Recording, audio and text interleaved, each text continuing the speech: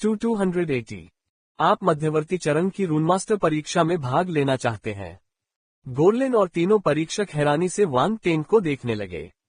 गोरलिन के पीछे खड़ी सू लिंगक्सुआन भी वान टेन को बड़ी बड़ी आंखों से घूर रही थी। उसके जबड़े थोड़े खुले हुए थे। उसे लगा कि उसने गलत सुना है। कमरे में सभी की नजरें वान टेन पर टिकी थीं। वे पहले से ही आश्चर्यचकित थे जब उसने शुरुआती चरण की रूनमास्टर परीक्षा में पूरे अंकों के साथ सफलता प्राप्त की। वे उसकी प्रतिभा से दंग रह गए।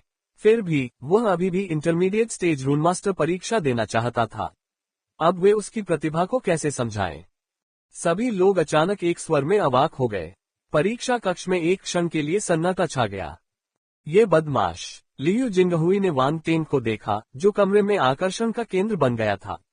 उसकी आंखें ईर्ष्या की ज्वाला से जल रही थीं। पहले यह इलाज उसका था, उस आदमी ने उससे छीन लिया था। दूसरी तरफ सु लिंगियुन को वान टेन से ईर्ष्या नहीं थी। उसके संघर्ष का बिंदु सु लिंगक्सुआन था। उसने वान टेन के कोणीय चेहरे को देखा और उसकी आंखों में एक चमक चमक उठी। यदि वह इंटरमीडिएट स्तर की रनमास्टर परीक्षा उत्तीर्ण कर ले। लेकिन यह आदमी कहां से आया? अगर वह वाकई इंटरमीडिएट स्टेज रूनमास्टर परीक्षा पास कर लेता तो वह इंसानी खाल में शैतान होता। सभी को होश आ गया और उन्होंने वान टेन को ऐसे देखा जैसे वह कोई राक्षस हो। वे कड़वी मुस्कान के साथ मुस्कुराए। मध्यवर्ती चरण के रूनमास्टर परीक्षा को कम मत समझो। न केवल आपको 2 सितारा रून सरणी बनाने की आवश्यकता है, बल्कि आपके पास 2 सितारा बल और नश्वर क्षेत्र आध्यात्मिक शक्ति भी होनी चाहिए। सु लिंगक्सुआन मदद नहीं कर सका और उसे याद दिलाया। 2 सितारा बल और नश्वर क्षेत्र आध्यात्मिक शक्ति। वान टेन ने युवती की ओर देखा। जिंगावो महाद्वीप के लोग इसे 2 स्टार फोर्स कहते थे। इसका मतलब था 2 स्टार सैनिक स्तर। जहां तक नश्वर क्षेत्र की बात है, वह आध्यात्मिक क्षेत्र से पहले का चरण था। आमतौर पर एक व्यक्ति की आध्यात्मिक शक्ति नश्वर क्षेत्र पर रुक जाती है। हालांकि वान टेन पहले ही आध्यात्मिक क्षेत्र में पहुंच चुका था, एक कदम ऊपर। उसने अपनी उन्नति के लिए सभी बक्से पर निशान लगा दिया था। यदि सु लिंगजुआन को उसकी असली शक्ति का पता चल जाता तो वह क्या सोचती? वान टेन ने कहा, अगर मैं कर सकता हूं तो मैं अभी भी कोशिश करना चाहता हूं। गोरलिन ने अपना संयम वापस पाया और वान टेन को एक अर्थपूर्ण नजर से देखा। उसने कहा, क्या तुम सच में इंटरमीडिएट स्टेज रूनमास्टर परीक्षा देना चाहते हो? हाँ, वान टेन ने सिर हिलाया। तीनों परीक्षक वहां आए। जब उन्होंने सुना कि वान टेन अभी भी परीक्षा देना चाहता है तो उनके चेहरे पर गंभीरता आ गई। युवक, यह कोई मजाक नहीं है, भूत परीक्षक ने कहा। अगर वान टेन ने इस उम्र में इंटरमीडिएट स्टेज रूनमास्टर परीक्षा पास कर ली है तो वे उसकी प्रतिभा को राक्षसी ही कह सकते हैं। साम्राज्य के पूरे रून उद्योग में पिछले कुछ 100 सालों में उसके जैसा प्रभावशाली कोई नहीं हुआ था। आपको इतना गंभीर होने की जरूरत नहीं है। ये सिर्फ एक परीक्षा है। रून समाज में हर दिन इंटरमीडिएट स्टेज रूनमास्टर परीक्षाएं होती है न? इसमें बहुत से लोग भाग लेते होंगे। मुझे इसमें शामिल करने से कोई फर्क नहीं पड़ेगा। अगर यह संभव नहीं है तो भूल जाए। वान टेन उनके झल्लाहट से अवाक रह गया। बेशक तुम कर सकते हो, क्यों नहीं कर सकते? जल्दी करो और परीक्षा की तैयारी करो, गोरलिन ने तुरंत कहा। अगर उन्होंने वान टेन को केवल यह एहसास कराने के लिए रोका कि वह वास्तव में एक मध्यवर्ती चरण का रून मास्टर था, तो ये यांग सिटी रून समाज के लिए एक बहुत बड़ा नुकसान होगा। साम्राज्य के सभी शहरों में रून समाज थे। हालांकि वे एक ही पृष्ठभूमि से आए थे, फिर भी उनके बीच प्रतिस्पर्धा थी। अगर यांग शहर में कोई अभूतपूर्व प्रतिभा प्रकट होती तो यह उनके लिए और अधिक लाभ का संकेत होता। तीनों परीक्षकों ने तुरंत प्रतिक्रिया व्यक्त की। NOWELLBEIN.CO। जैसा कि वान टेन ने कहा, यह महज एक परीक्षा थी। हर दिन कई लोग परीक्षा देते थे, तो वान टेन क्या फर्क डालेंगे? उसके परिणाम सब कुछ स्पष्ट कर देंगे। तीनों परीक्षक व्यक्तिगत रूप से वान टेन को गोरलिन के साथ दूसरे कमरे में ले गए। कमरे के दरवाजे पर इंटरमीडिएट स्टेज रूनमास्टर परीक्षा शब्द लिखे हुए थे। इंटरमीडिएट स्टेज रूनमास्टर के परीक्षा हॉल में और भी कम लोग थे। आप उन्हें अपनी उंगलियों पर गिन सकते थे। जब अंदर के परीक्षक ने गोरलिन को वान टेन के साथ अंदर आते देखा तो वह हैरान रह गया। वो उठ खड़ा हुआ और बोला, प्रेसिडेंट, आप यहाँ क्यों हैं? गोरलिन ने उत्तर दिया, मैं किसी को मध्यवर्ती चरण की रूनमास्टर परीक्षा में भाग लेने के लिए लाया था। ओह, कौन है? आपको उसे व्यक्तिगत रूप से क्यों भेजना है? इंटरमीडिएट स्टेज रून मास्टर परीक्षा के लिए 3 परीक्षक भी थे। गोर्लिन का जवाब सुनकर वे चौंक गए। वे जानते थे कि गोर्लिन की शिष्या सु लिंगक सुआन ज्यादा से ज्यादा एक शुरुआती चरण की रून मास्टर थी। वे उससे परिचित भी थे, इसलिए उन्होंने देखा कि वह मौजूद नहीं थी। इसके बजाय उन्होंने वांग टेन को देखा, जो गोर्लिन के पीछे खड़ा था। वे भ्रमित थे। ये वही है। गोर्लिन ने अपना शरीर झुकाकर वांग टेन को दिखाया। उसने अपने चारों ओर नजर घुमाए और कहा, क्या तुम्हारी परीक्षा शुरू हो गई है? वह इतनी कम उम्र में इंटरमीडिएट स्टेज रून मास्टर परीक्षा में शामिल हो रहा है। एक दूसरे की ओर देखते हुए उनकी आंखों में आश्चर्य भर गया। उन्होंने सिर हिलाया और कहा, हाँ, यह अभी तक शुरू नहीं हुआ है। गोर्लिन ने वांग टेन की पहचान बताए बिना कहा, तो फिर उसे भाग लेने दीजिए। ठीक है। तीनों परीक्षकों ने आगे कुछ नहीं पूछा। उन्होंने स्टाफ से एक और परीक्षा टेबल तैयार करने को कहा। मध्यवर्ती चरण की रून मास्टर परीक्षा शुरू होने वाली थी। मुझे उम्मीद है कि तुम मुझे निराश नहीं करोगे। गोर्लिन ने वांग टेन की तरफ देखा और अपनी परीक्षा की मेज पर चला गया। उसकी आंखें चमक उठी और उसने खुद से कहा। इंटरमीडिएट स्तर की रून मास्टर परीक्षा के परीक्षा कक्ष के बाहर लियू जिंगहुई और सु लिंगयुन अभी तक नहीं गए थे। वे गलियारे में इकट्ठे हुए और वांग टेन के परिणाम का इंतजार करने लगे। सु लिंगक सुआन भी वहां मौजूद थी। वह बंद दरवाजे को ध्यान से देखती रही और मन ही मन सोचती रही, सच में मास्टर मुझे साथ क्यों नहीं लाए? लियू जिंगहुई ने सु लिंगक सुआन की ओर देखा, जो एक तरफ अकेली खड़ी थी। उसकी आंखें चमक उठी और वह धीरे धीरे उसकी ओर बढ़ा। उसने अंतरंग होने का नाटक किया और उसे पुकारा, लिंगक सुआन, क्या तुम्हें लगता है कि वह व्यक्ति परीक्षा में पास हो जाएगा? सु लिंगक सुआन ने चुपके से भौहें सिकोड़ी। वह आधा कदम दूर हटी और बोली, मुझे नहीं पता। चलो बस नतीजा देखते हैं। मुझे लगता है कि वह ऐसा नहीं करेगा। वह व्यक्ति शायद राष्ट्रपति का ध्यान आकर्षित करना चाहता है। लियू जिंगहुई ने सु लिंगक सुआन की हरकतों पर ध्यान नहीं दिया। वह खुद से बात करता रहा। यहाँ तक कि मास्टर को भी यकीन नहीं है। मुझे कुछ भी नहीं पता। सु लिंगक सुआन ने उपहास किया। लियू जिंगहुई की अभिव्यक्ति ठिठक गई। हम ठंडा व्यवहार पाकर कैसा लगता है? सु लिंगयुन ने बगल से व्यंग्य किया। लियू जिंगहुई का चेहरा लाल हो गया। वह खर्राटे भरकर चुप हो गया। सु लिंगजुआन ने भौहें चढ़ा दी। सु लिंगयुन की जबान तेज थी। हालांकि वह अपनी चचेरी बहन के लिए कुछ नहीं कर सकती थी। जब से गोर्लिन ने उसे अपना शिष्य बना लिया, सु लिंगयुन उससे नफरत करने लगा। समय धीरे धीरे बीतता गया। अचानक दरवाजा खुला और गोर्लिन और तीनों परीक्षक बाहर चले गए। मास्टर, परिणाम क्या है?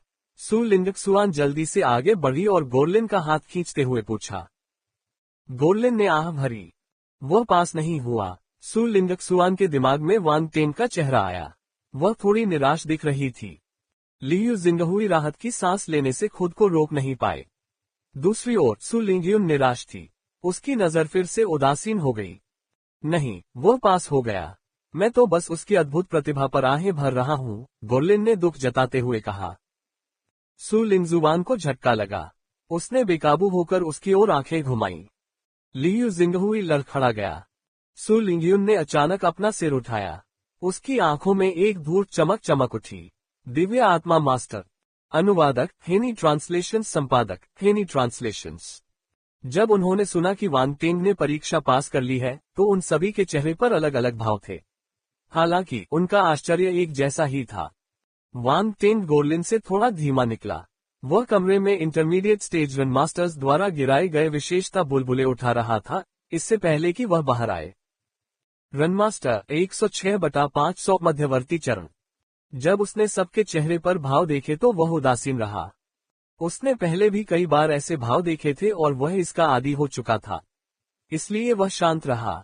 लेकिन गोर्लिन के लिए उनका रवैया सराहनीय था। इस उम्र में इतनी प्रभावशाली प्रतिभा के साथ वह अभी भी पक्षपात और चापलूसी से अप्रभावित रहने में सक्षम थे। कितने युवा लोग ऐसा कर सकते हैं? कुछ शुरुआती चरण के रून मास्टर्स जो अभी तक नहीं गए थे, उन्होंने वांग टेन की ओर सिर हिलाया और उनका अभिवादन करने आए। वे उनकी यादों पर अपनी छाप छोड़ना चाहते थे। आखिर यह अद्भुत प्रतिभा भविष्य में एक प्रसिद्ध गुरु बन सकती है। उसे पहले से जानने में कोई बुराई नहीं थी। सु लिंगयुन आगे आए और मुस्कुराते हुए बोली, नमस्ते, मैं सु लिंगयुन हूँ, सु परिवार की सबसे बड़ी बेटी। कभी भी मुस्कुराते हुए व्यक्ति को थप्पड़ मत मारो। वांग टेंग उसे मना नहीं कर सका, इसलिए उसने सिर हिलाया और जवाब दिया, मैं वांग टेंग हूँ।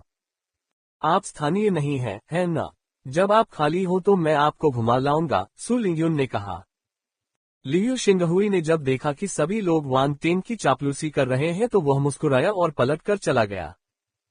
परीक्षा समाप्त हो गई है। अगर कुछ नहीं है तो आप जा सकते हैं। गोर्लिन ने गलियारे में मौजूद सभी लोगों की ओर हाथ हिलाया। फिर वह मुड़ा और वांग टेंग की ओर मुस्कुराया। अब हम बात कर सकते हैं। राष्ट्रपति जी, आप मुझ जैसे किसी व्यक्ति को यहाँ क्यों रख रहे हैं? वांग टेंग ने कड़वी मुस्कान के साथ कहा। तुम्हें मन ही मन बहुत खुशी हो रही होगी।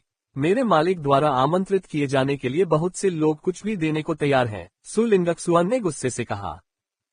गोर्लिन ने वांग टेंग की विचारशीलता को देखा, इसलिए उसने लापरवाही से अपने हाथ हिलाए और कहा, चिंता मत करो। मैं ईमानदारी से तुमसे बात करना चाहता हूँ। मैं तुम्हें कुछ भी करने के लिए मजबूर नहीं करूंगा। Ads by pub future. ठीक है। चूंकि उसने पहले ही अपना रुख जाहिर कर दिया था, इसलिए वांग टेंग उसे अब और अस्वीकार नहीं कर सकता था। उसने सिर हिलाया। जब सभी ने वांग टेंग को गोर्लिन के साथ जाते देखा तो वे ईर्ष्यालु हो गए। फिर वे अलग होते हुए आज जो कुछ भी हुआ उसके बारे में बातचीत करने लगे। वे एक महान व्यक्ति के उदय को देखने में सक्षम होने पर गौरवान्वित महसूस कर रहे थे। वांग टेंग ने गोर्लिन का पीछा करते हुए रून समाज के अंदर तक प्रवेश किया। हर जगह गलियारे थे। कई चक्कर लगाने के बाद वे आखिरकार एक दरवाजे से बाहर निकले। उनके सामने एक छोटा सा बगीचा था।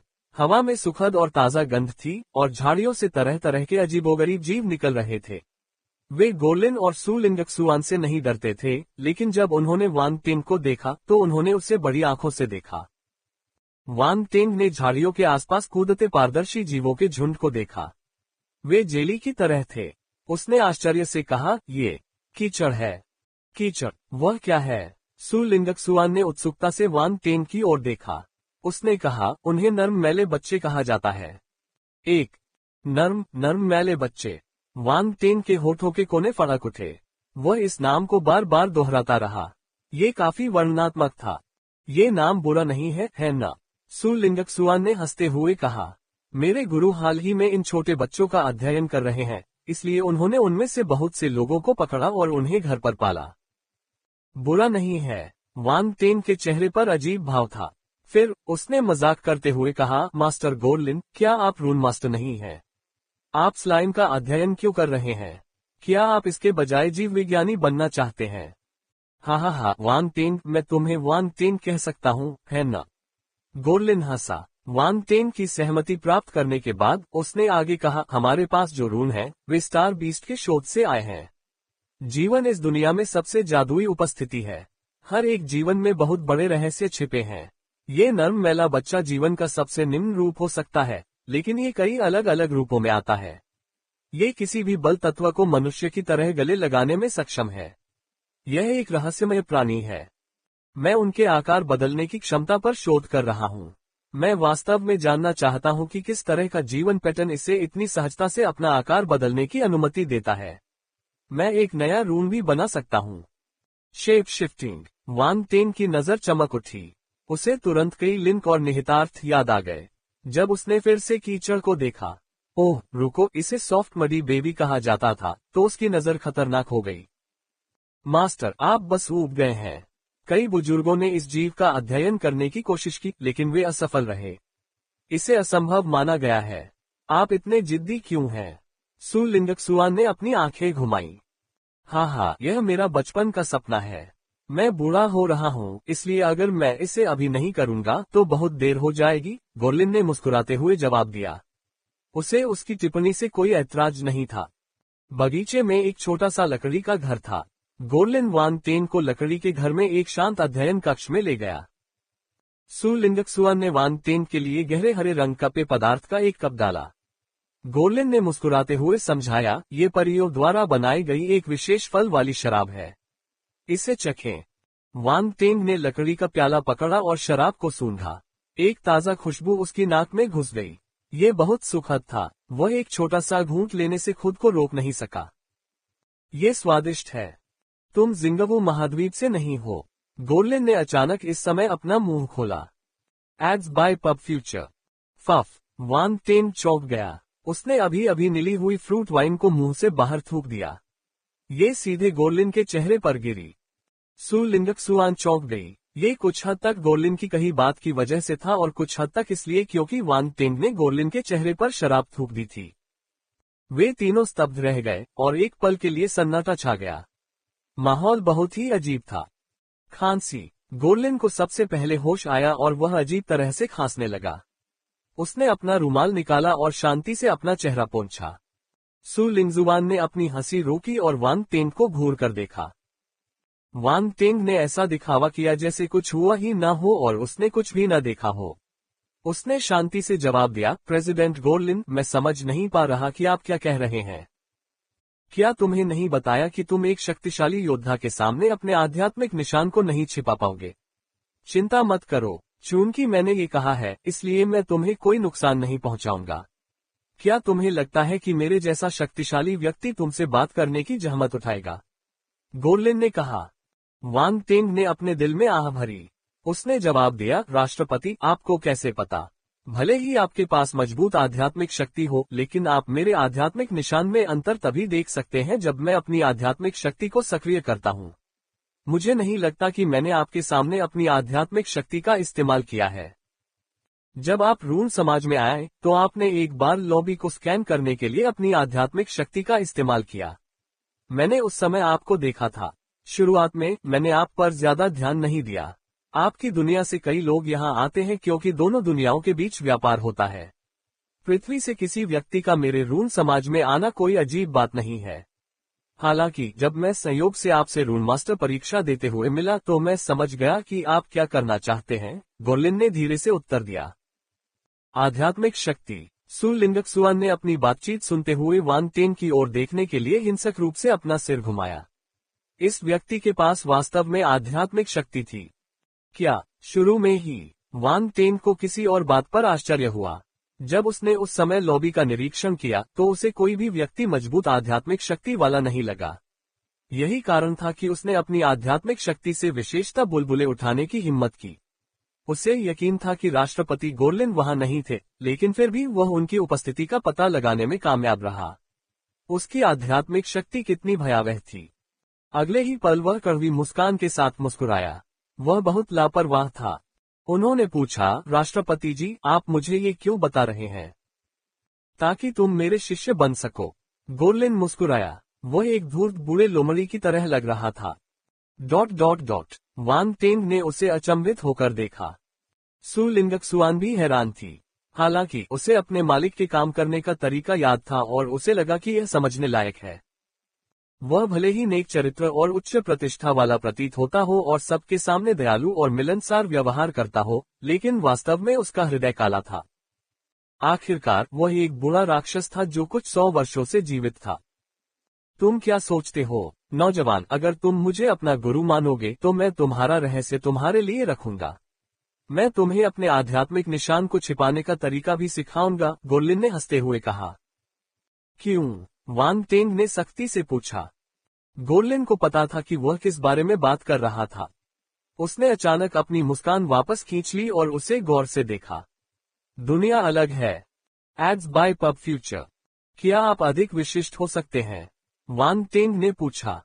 तुम्हें खुद ही इसका पता लगाना होगा। गोरलिन अपनी रहस्यमय आभा को 3 सेकंड से ज्यादा नहीं रोक सका। वह तुरंत फिर से धूर्तता से मुस्कुराने लगा। ... वान टेंग को खून की उल्टी जैसा महसूस हुआ। हर कोई उसे लटका कर क्यों छोड़ना चाहता है? जो कुछ हो रहा है उसका आधा हिस्सा जानना कितना असहज लगता है। लेकिन मेरे पास पहले से ही एक मास्टर है, उन्होंने कहा। एक रन मास्टर? गोरलिन ने पूछा। नहीं, वह मुझे मार्शल आर्ट सिखाती है, वान टेंग ने जवाब दिया। तब ये कोई समस्या नहीं होगी। यह कोई विरोधाभासी बात नहीं है। अगर आपके मार्शल आर्ट मास्टर को भी पता चल जाए तो भी उसे कोई आपत्ति नहीं होगी, गोरलिन ने कहा।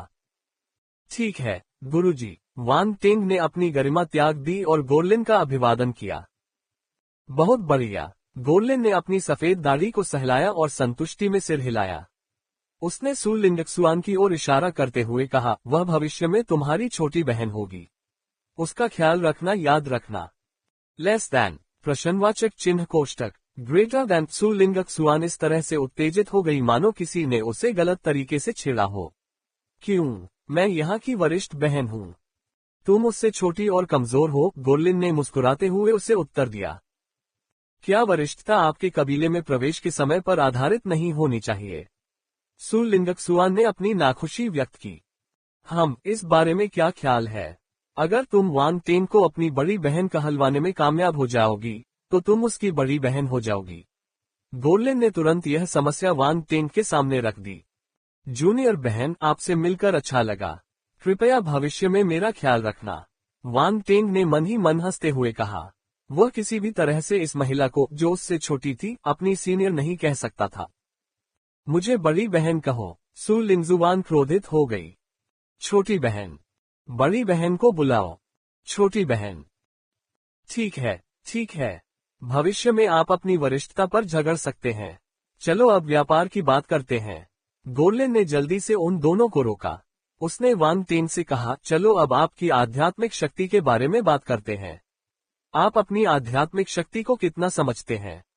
वांग टेन की दिलचस्पी तुरंत ही बढ़ गई। उसने अपना सिर हिलाते हुए गंभीरता से कहा, मुझे ज्यादा समझ नहीं आया। ... गोर्लिन के शब्द गले में अटक गए। उसने कुछ सांसें ली और फिर बोला, क्या बर्बादी है। तुम भाग्यशाली हो कि तुम मुझसे मिले। सीधे शब्दों में कहें तो आध्यात्मिक गति की तुम्हारी आध्यात्मिक शक्ति का वस्तुकरण है। बहुत कम लोग आध्यात्मिक गतिकी पैदा कर पाते हैं। तुम्हें बहुत प्रतिभाशाली और भाग्यशाली होना चाहिए। तुम निस्संदेह बहुत भाग्यशाली हो। आध्यात्मिक गतिविज्ञान एक रहस्यमय और प्राचीन कार्य दिव्य आत्मा गुरु से संबंधित है। दिव्य आत्मा गुरु। वांग टेन को लगा कि यह उसका भाग्यशाली क्षण है, चमकने का उसका समय। उसने जल्दी से पूछा, दिव्य आत्मा गुरु क्या है? जैसे ही उसने बोलना समाप्त किया, गोर्लिन के शरीर से आध्यात्मिक गति की एक लहर उभरी। उनके चारों ओर की अग्निशक्ति उसकी ओर बढ़ी और उसके सामने एक विशाल अग्नि सर्प में एकत्रित हो गई। उसने अपना सिर नीचे करके वांग टेन को देखा। यह एक दिव्य आत्मा गुरु है। दो खाने के शौकीन, क्या बकवास है। ये तीन शब्द कुछ देर तक उसके मुंह में घूमते रहे, फिर उसने उन्हें उगल दिया। विशालकाय अग्नि सर्प जीवित दिख रहा था। उसका हर एक शल्क असाधारण रूप से वास्तविक लग रहा था। उसका विशाल शरीर गोर्लिन के चारों ओर फिसल गया और बीच में उसकी रक्षा की। सर्प का सिर हवा में उठा और वांग टेन की ओर देखा। उसने अपनी जीभ धीरे से बाहर निकाली। जिसने भी ये दृश्य पहली बार देखा, वह दंग रह गया।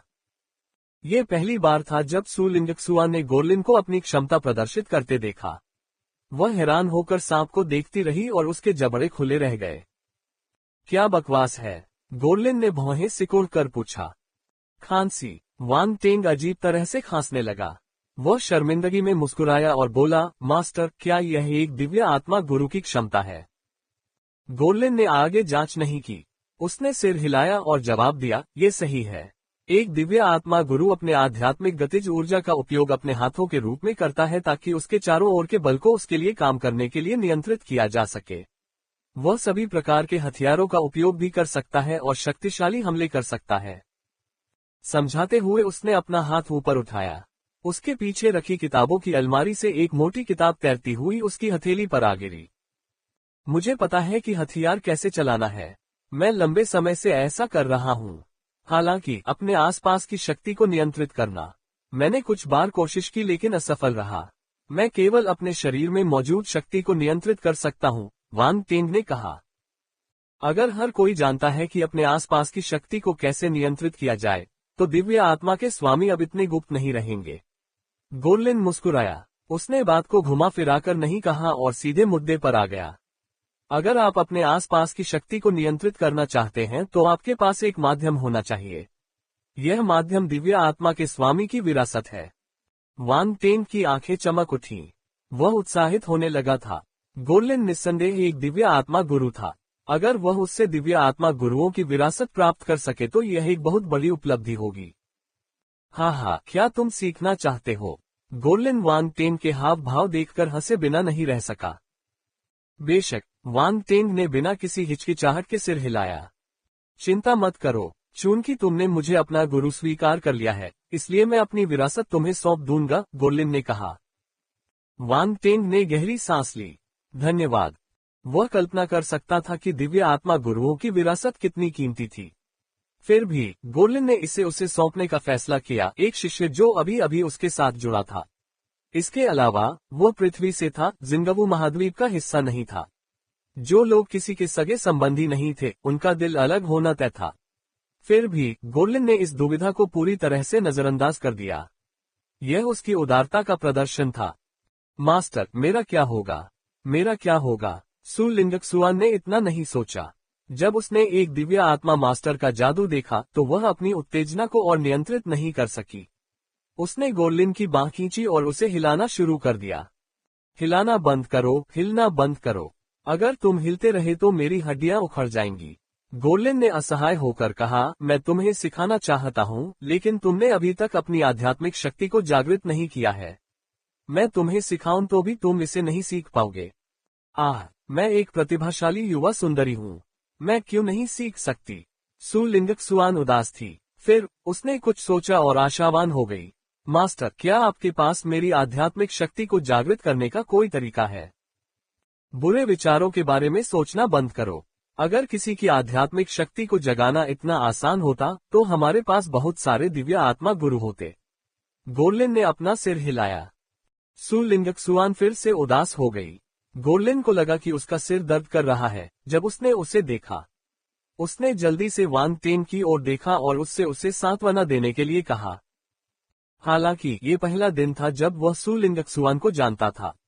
वह उसे बिल्कुल भी नहीं समझ पाया था, इसलिए उसे नहीं पता था कि उसे कैसे दिलासा दे। वह अपनी बेबसी व्यक्त करने के लिए केवल फर्श की ओर देख सकता था। गोर्लिन ये काम सिर्फ खुद ही कर सकता था। उसने धीरे से कहा, लिंगक्सुआन, शायद वांग टेंग पहली बार यांग शहर आया है। वह शहर से परिचित नहीं है, तो तुम उसे क्यों नहीं घुमाते?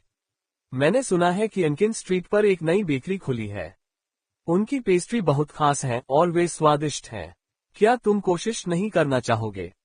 सु लिंगक्सुआन की आंखें चमक उठी। हालांकि वह अभी भी थोड़ी अनिच्छुक दिख रही थी। अनिच्छा से सहमत होने से पहले वह एक पल के लिए झिझकी। चूंकि मास्टर ने कहा है, इसलिए मैं जूनियर वांग टेंग को शहर घुमाने ले जाऊंगी। मेरे पास कोई विकल्प नहीं है क्योंकि मैं उनकी बड़ी बहन हूँ। ...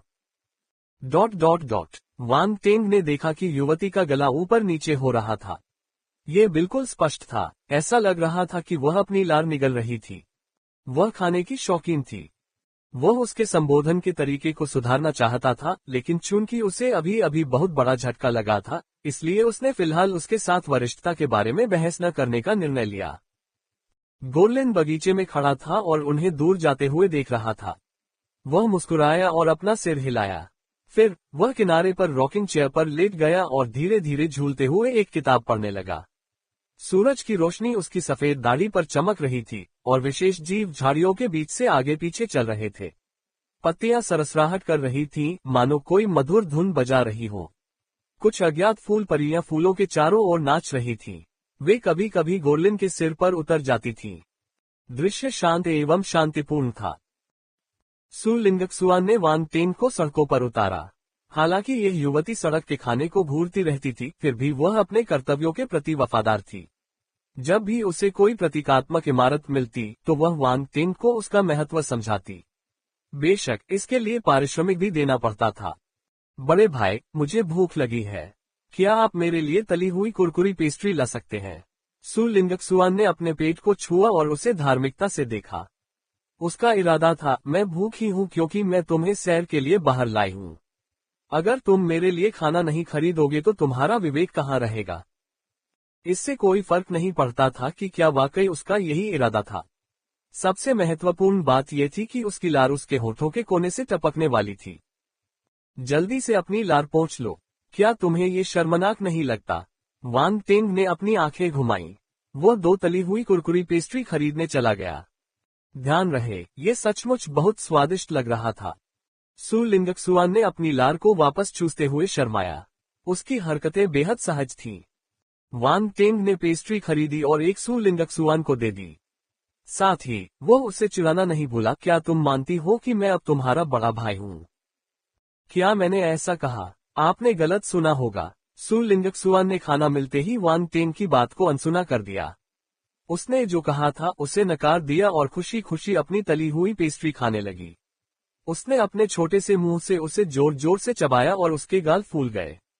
उसने खाने को स्वादिष्ट बना दिया। अरे तुम छोटे शैतान! वान टेंग अवाक रह गया। उसके बाद जब भी वे कुछ स्वादिष्ट देखते, सु लिंगक सुआन अपनी जगह पर रुक जाती और वान टेंग को देखने लगती। Now LBJNN। 1 घंटे बाद वान टेंग ने सु लिंगक सुआन के सपाट पेट पर नजर डाली। उसने आह भरी, तुम छोटी हो लेकिन तुम अच्छा खाती हो। सु लिंगक सुआन ने वान टेंग की तरफ देखा और हंसते हुए कहा, तुम भी बुरे नहीं हो।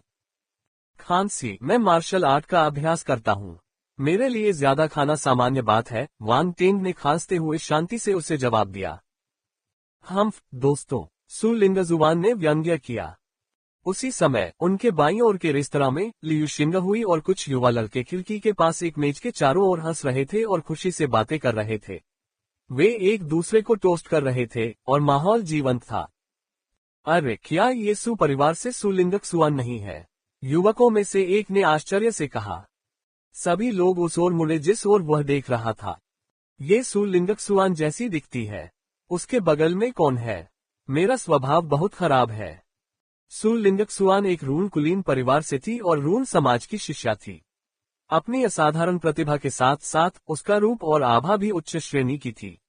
वह एक ऐसी सुंदरता थी जिसकी चाहत बहुत से लोग रखते थे। इसलिए वह यांग शहर के युवाओं के बीच बहुत लोकप्रिय थी। हालांकि वह सार्वजनिक रूप से बहुत कम दिखाई देती थी, इसलिए उन्हें आमंत्रित करने का कोई मौका नहीं मिला। इससे यांग सिटी के युवा जो सु लिंगजुआन का पीछा करना चाहते थे, असहाय महसूस करने लगे। सौभाग्य से ऐसी कोई खबर नहीं थी कि सु लिंगक सुआन किसी युवक के करीब थी, इसलिए वे जल्दी में नहीं थे। आपको अच्छी शराब का स्वाद लेना था, ठीक उसी तरह जैसे आपको किसी सुंदर चीज का धीरे धीरे पीछा करना होता है। लेकिन इस समय सु लिंगक सुआन के बगल में उसकी उम्र के आसपास का एक और युवक था। अगर इतना ही काफी नहीं था तो वे अंतरंग लग रहे थे। ये व्यक्ति कौन है? लगभग 17 वर्षीय एक सुंदर युवक ने ठंडे स्वर में पूछा। बाकी लोगों ने एक दूसरे की तरफ देखा और सिर हिलाया। उन्हें कुछ पता नहीं था। ये वही है। लियू जिंगहुई ने अपना मुंह खोला, उसकी नजरें झपक रही थीं। जिंगहुई, क्या तुम उसे जानते हो? सुंदर युवक ने पूछा। लियू जिंगहुई ने अपने सामने बैठे युवक को देखा और एक योजना बनाई। उसने कहा, ये बंदा यांग सिटी से नहीं है। मैं उससे तब मिला जब मैं आज अपनी शुरुआती चरण की रून मास्टर परीक्षा दे रहा था। सु लिंगक सुआन भी वहां था। मुझे उम्मीद नहीं थी कि वे दोनों एक साथ मिलेंगे। कोई बाहरी आदमी हमारी महिला को छीन रहा है। सुंदर युवक वान फेयू ने भौहें सिकोड़ते हुए पूछा, उसकी परीक्षा कैसी रही? बुरा नहीं है। उसने शुरुआती चरण की रनमास्टर परीक्षा पास कर ली है। मैंने सुना है कि उसका प्रदर्शन बुरा नहीं था, लियू जिंगहुई ने जवाब दिया। उसे इस उम्र में परीक्षा पास करने के लिए प्रतिभाशाली होना चाहिए। हालांकि वह सिर्फ एक शुरुआती चरण का रनमास्टर है। वान फेयू की आंखों में तिरस्कार की झलक दिखाई दी। वह उठकर रेस्तरां में चला गया। आओ चलो उससे मिलते हैं। Ads by pub future. बाकी लोगों ने एक दूसरे को देखा और जल्दी से उनके पीछे चले गए। लियू शिंगहुई ने अपने प्याले में शराब खत्म कर दी। उसके होठों के किनारे पर एक शैतानी मुस्कान उभर आई। वांग टेंग और सु लिंगक सुआन सड़कों पर चल रहे थे, तभी उन्होंने अचानक देखा कि कुछ युवा पुरुष शानदार कपड़े पहने हुए उन पर उग्रबैल की तरह हमला कर रहे हैं। ये बताना आसान था कि ये युवा पुरुष अच्छी पृष्ठभूमि से आए थे। राहगीर ऐसे हट गए मानो वे कोई डरावने राक्षस हो। वे क्यों हैं? चलो जल्दी से चलते हैं। वे बहुत परेशान करने वाले हैं। अगर हम उनके मामलों में उलझ गए तो हम आज कुछ नहीं कर पाएंगे। सु लिंगक सुआन ने भौहें सिकोड़ी। उसने भीड़ में छिपने की कोशिश में वांग टेंग को जल्दी से एक तरफ खींच लिया। वे हमारे लिए यहाँ हैं। वांग टेंग ने सु लिंगक सुआन को देखा और असहायता से कहा। जैसा कि अपेक्षित था, वान फेयू और उसका गिरोह सीधे वांग टेंग और सु लिंगक सुआन के पास पहुंचा। उन्होंने उनका रास्ता रोक लिया। लिंगक सुआन, बहुत दिनों से नहीं मिले। तुम कभी कभार ही बाहर आते हो। तुम मुझे ढूंढने क्यों नहीं आए? अंकल सु ने हमें ज्यादा बार मिलने के लिए कहा है, वान फेयू ने मुस्कुराते हुए कहा।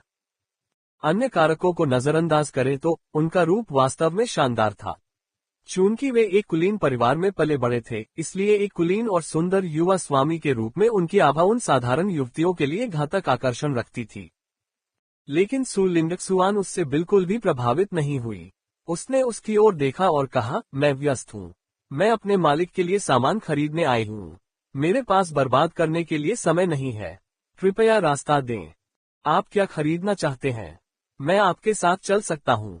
मेरे परिवार का व्यवसाय पूरे शहर में फैला हुआ है। अगर आपको कुछ खरीदना है तो आप मुझे बता सकते हैं।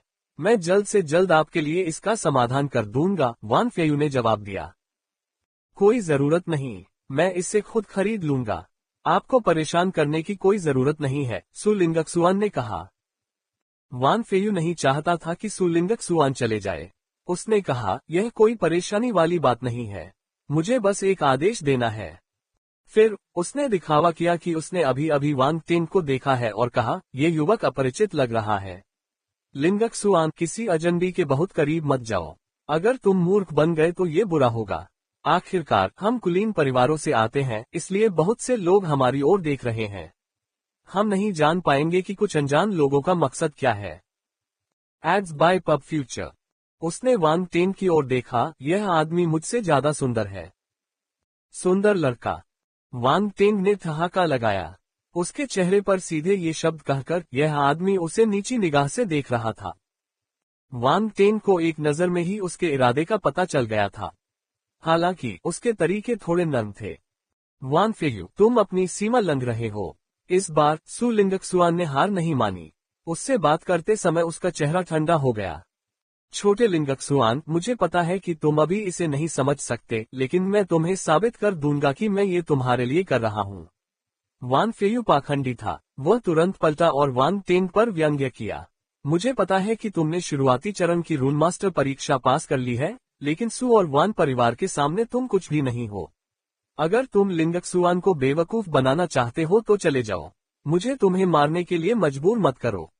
शुरुआती चरण के रन मास्टर। वांग टेन की अभिव्यक्ति अजीब थी।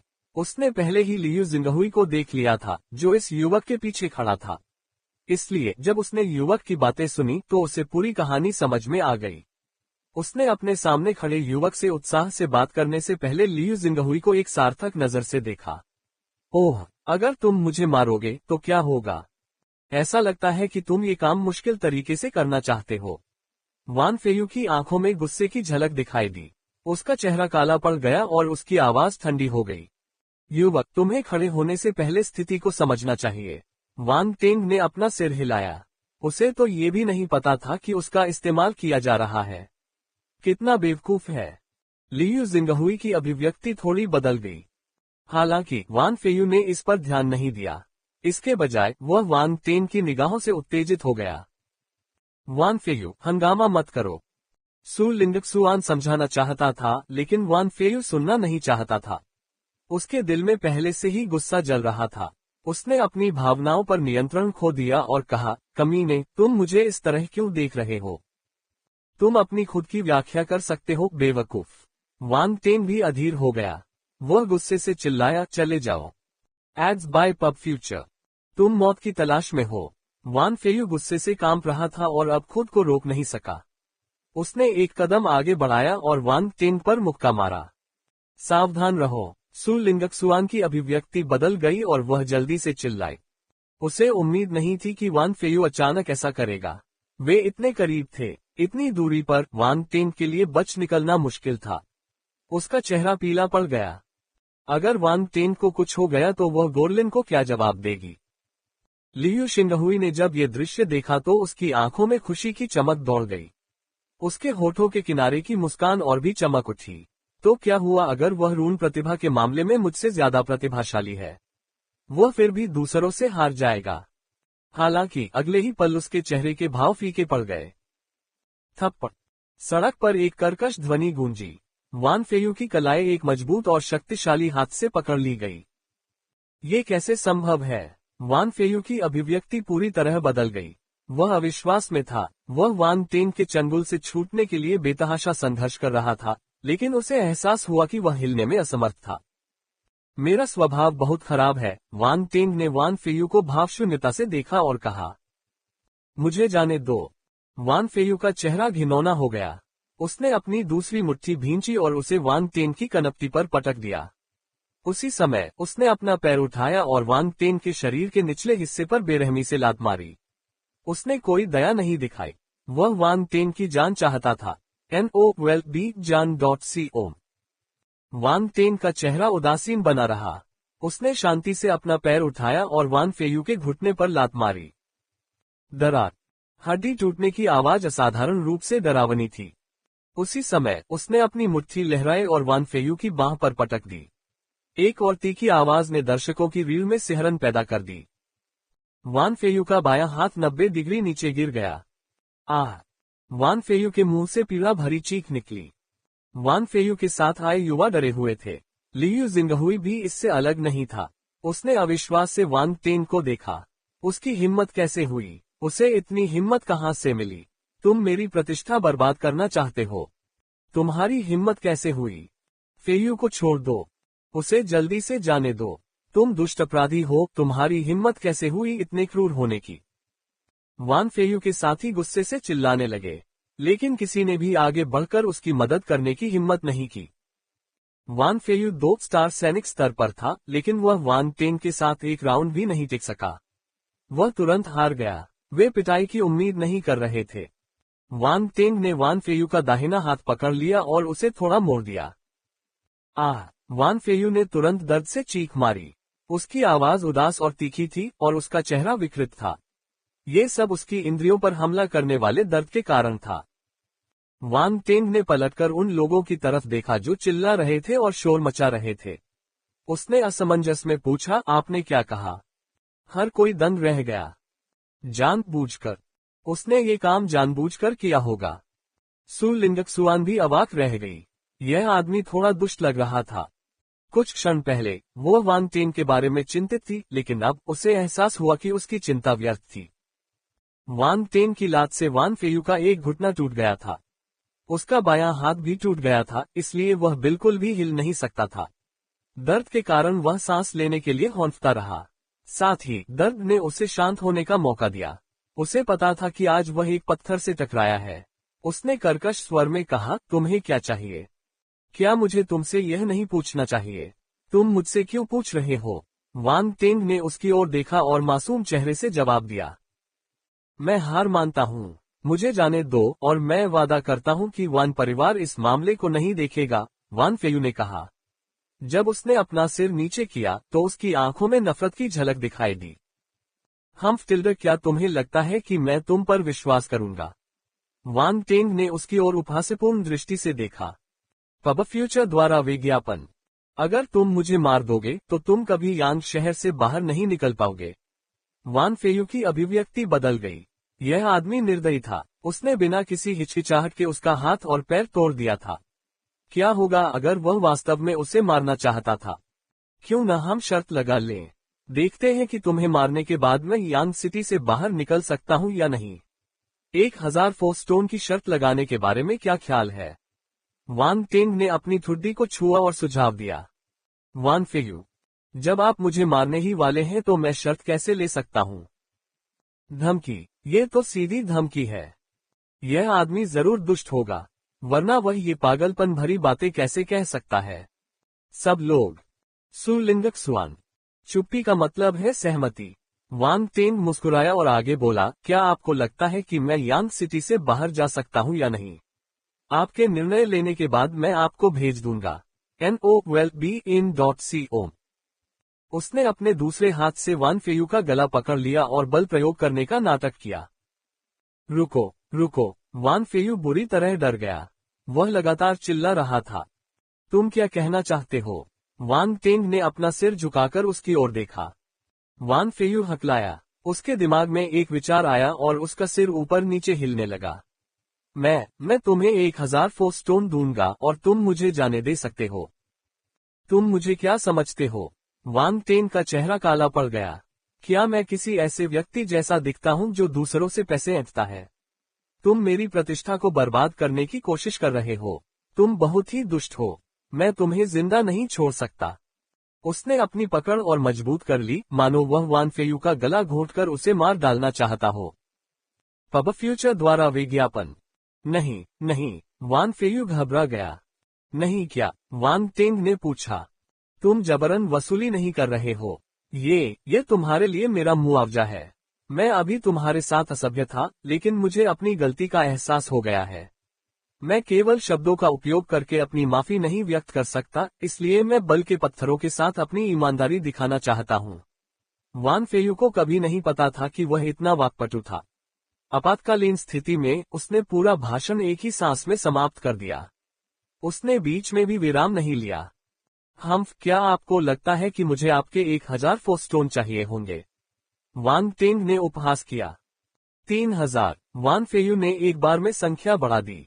जो समस्याएं पैसे से हल हो सकती थीं, वे समस्याएं नहीं थीं। अब जीने की उसकी इच्छा बहुत प्रबल हो गई थी। फिर भी वान टेंग उदासीन बने रहे।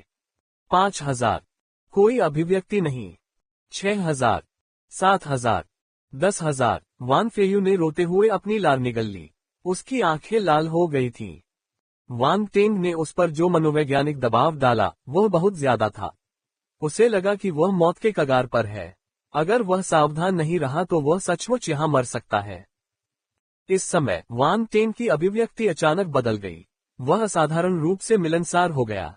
उसने मुस्कुराते हुए कहा, आप बहुत विनम्र हैं, लेकिन चूंकि आप इतने ईमानदार हैं, इसलिए मैं अनिच्छा से आपका उपहार स्वीकार करूंगा।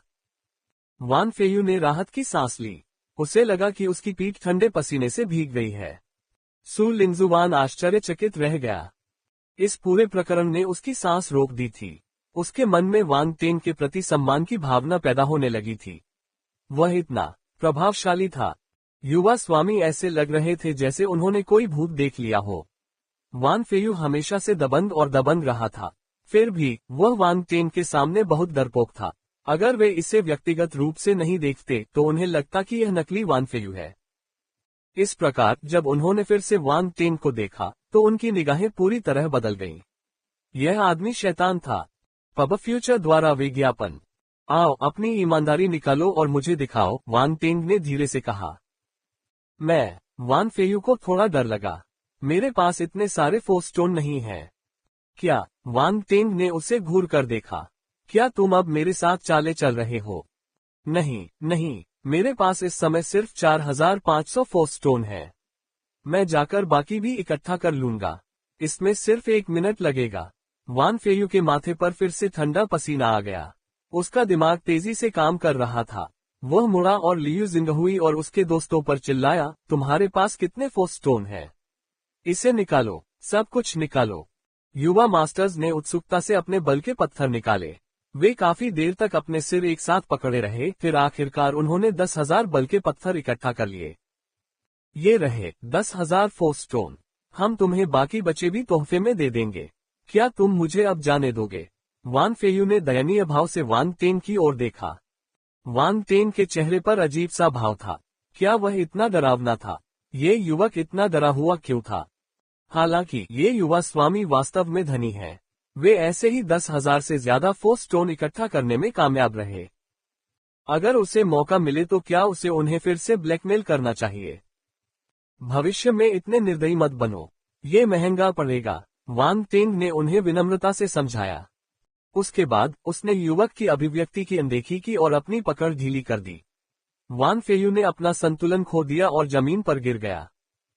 वान टेंग ने लियू शिंगहुई की ओर देखकर स्पष्टता से मुस्कुराया, जो भीड़ में छिपने की कोशिश कर रहा था। वह उसकी ओर चला गया। लियू शिंगहुई के चेहरे पर एकाएक भाव बदल गया। वह शर्मिंदगी से मुस्कुराया, भाई वांग, हम बहुत जल्द फिर से मिल गए। यह अप्रत्याशित है। हाँ, यह अप्रत्याशित है। सचमुच, वान टेंग ने धीरे से मुस्कुराया। वे दोनों एक दूसरे का अभिवादन ऐसे करने लगे जैसे अभी अभी मिले हों। जब लियू शिंगहुई राहत की सांस लेने ही वाला था, तभी वान टेंग ने उसे जोरदार थप्पड़ मारकर उड़ा दिया।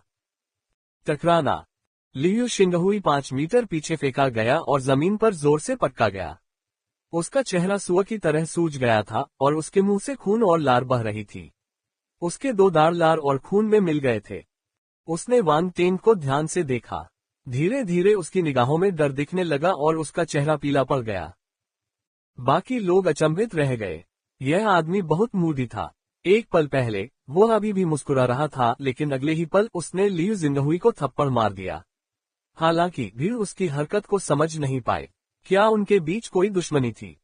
क्या मेरी पीठ पीछे ऐसी छोटी छोटी हरकतें करना मजेदार है? वांग टेंग लियू जिंगहुई के सामने आया और उसकी ओर देखते हुए पूछा। मुझे नहीं पता तुम क्या कह रहे हो। लियू जिंगहुई की नजरें चमक उठी और उसने मासूमियत से जवाब दिया।